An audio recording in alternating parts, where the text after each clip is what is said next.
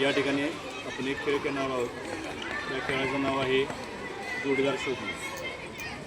माझ्या हातामध्ये काही चिठ्ठे लिहिलेले आहेत आणि त्या चिठ्ठ्यावरती काय समानार्थी शब्द आहे आणि ते ज्यावेळेला मी सांगेन त्यावेळेला प्रत्येक विद्यार्थ्यांनी पुढे यायचं आणि यामधली एक चिठ्ठी घ्यायची आणि आपल्या जागेवर जाऊन उभं राहायचं. मी ज्यावेळेला वाचायला सांगेन त्यावेळेला चिठ्ठी उघडायची आणि त्यामध्ये दिलेला जो शब्द आहे तो शब्द काय करायचा तुम्ही वाचायचा. ठीक आहे. एक एक म्हणून या पुढं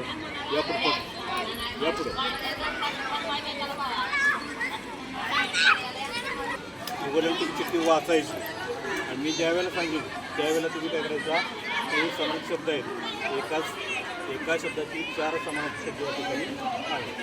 तो गट काय करायचा तुम्ही करायचा आहे आणि जो कोणी पहिला गट तयार होईल तो काय होणार आहे विजेता. गट तयार झाल्यानंतर काय करायचा उंच हात करायचा आणि ती जय हो म्हणायचं. स्टार्ट. आकाश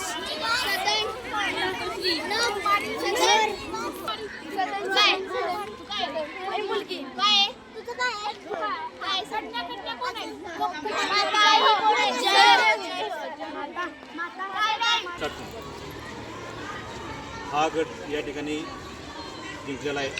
या विद्यार्थ्यांनी 4ही जे पर्याय दिले होते त्या शब्द वाचून तो काय केलेला आहे एक गट तयार केलेला आहे. तर आता हे विद्यार्थी काय करतील पुढे येऊन आपापल्या जे जोडीदार आहेत त्याच्याविषयी काही स्पेशल माहिती सांगतील.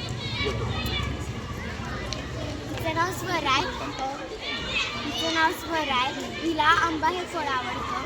हिला बुद्धिबळ हा खेळ आवडतो.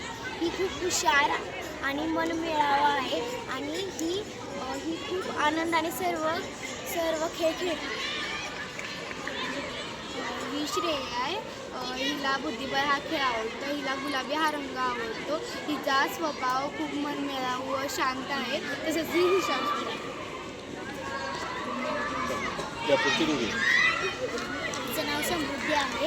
हिला खेळायला कॅरम आवडतो. हिला कलर जांभळा आवडतो. ही खूप शांत व प्रेमळ मुलगी आहे.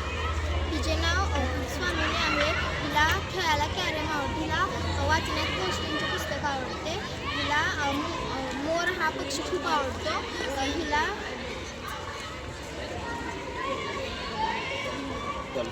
चला दुसरा गट. ठीक आहे.